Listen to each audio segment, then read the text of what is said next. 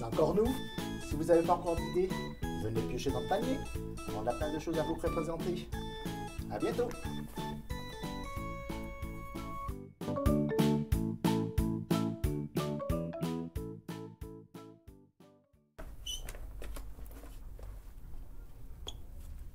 Nouchka et la grande question. Parler de la mort, c'est pas facile. Se sentir différente, se sentir transparente et incomprise, c'est pas facile.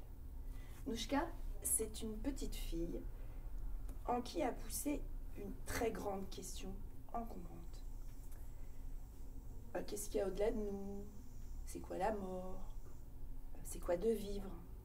Depuis que son papa est mort, elle est isolée dans le silence.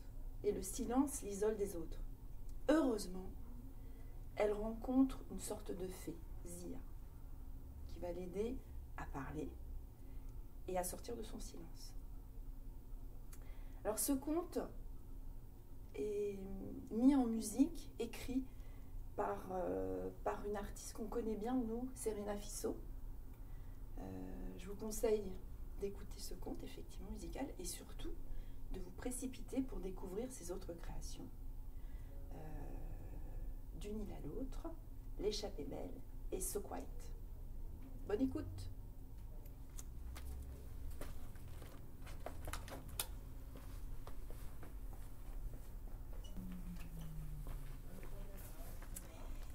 Encore un peu de musique, mais surtout des contes. Des contes qui parlent d'amour. Contes d'amour autour du monde. Ce sont 6 contes qui ont été puisés aux 4 coins du monde, choisis et racontés par Muriel Bloch, une conteuse que nous aimons beaucoup. C'est ainsi que vous découvrirez La Nomade, un conte venu d'Afghanistan, où vous rencontrerez la jolie Rabia, disparue étrangement la nuit de ses fiançailles. Et puis nous partirons pour le Grand Nord avec le premier amour de Grand Corbeau. C'est un conte inuit. Et chez les Inuits du Groenland, Grand Corbeau, eh bien c'est lui qui créa le monde.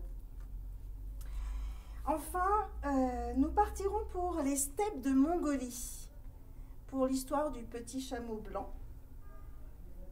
Et puis, un conte d'Afrique de l'Ouest qui s'appelle Takizé ou l'origine du fleuve Niger. Nous découvrirons La jeune fille à la rose, un magnifique conte persan où vous découvrirez là l'histoire de Mariam qui vivait il y a bien longtemps dans la ville de Shiraz. Et enfin, La jeune fille habillée en garçon, un magnifique conte kabyle. Tous ces contes célèbrent l'amour et les musiques que vous entendrez les portent et accompagnent ce voyage autour du monde. Belle écoute, bonne écoute. Vous m'en direz des nouvelles.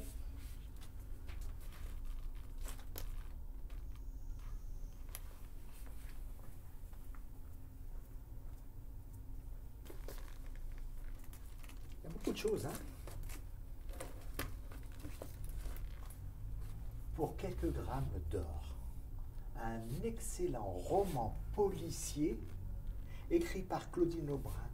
L'histoire va vous tenir en haleine. C'est l'histoire d'une jeune fille adolescente, Adèle, qui vient de sympathiser avec un nouvel camarade, Mika. Et chez elle, elle va fouiller le grenier et elle va trouver des bracelets. Elle ne sait pas à quoi correspondent ces bracelets. Elle va en parler à Mika. Mika va lui proposer d'aller voir un bijoutier. Le bijoutier va analyser ce bracelet.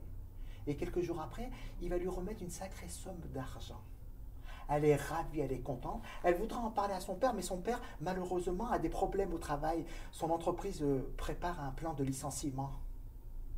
Et c'est à ce moment-là que le collègue de son père est retrouvé mort, assassiné. Un inspecteur vient et accuse le père d'Adèle d'être le meurtrier, puisque c'est la dernière personne à avoir vu ce collègue. Il est emmené en garde à vue. Adèle va se retrouver seule, mais heureusement, Mika est là pour l'aider. Mais au fait, est-ce que Mika est mêlé à cette histoire ou non? Est-ce que son père a réellement tué son collègue? Franchement, lisez ce roman et vous saurez qui a fait quoi.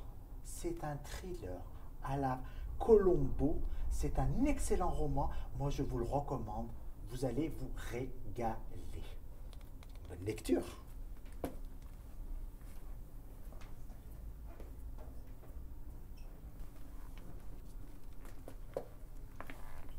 Sauveur et fils, c'est un roman de Mario de Muraille. Alors Sauveur, c'est un psychologue martiniquais, veuf depuis 5 ans, qui s'est installé à Orléans. Et son fils, c'est Lazare, un petit garçon de 8 ans, qui est très curieux, très blagueur et qui adore écouter aux portes les conversations entre son père et ses patients. Et c'est qu'il envoie défiler des patients sauveurs dans son cabinet, des jeunes, des moins jeunes, des adultes, des enfants, qui ont tous des problèmes très complexes à lui confier. Donc c'est un roman qui parle de sujets un peu difficiles comme la dépression ou des familles qui explosent en plein divorce, l'homosexualité. En même temps, Lazare se questionne sur la différence, sur le racisme, sur tous les secrets qui entourent le passé de son père. Mais Mario de Muraille raconte tout ça avec un ton à la fois drôle, doux et bienveillant, qui fait qu'on s'attache aux personnages et qu'on a juste envie de les retrouver dans chacun des tomes de la série. Donc il y en a déjà 3 qui sont disponibles à la bibliothèque. Venez vite les retrouver.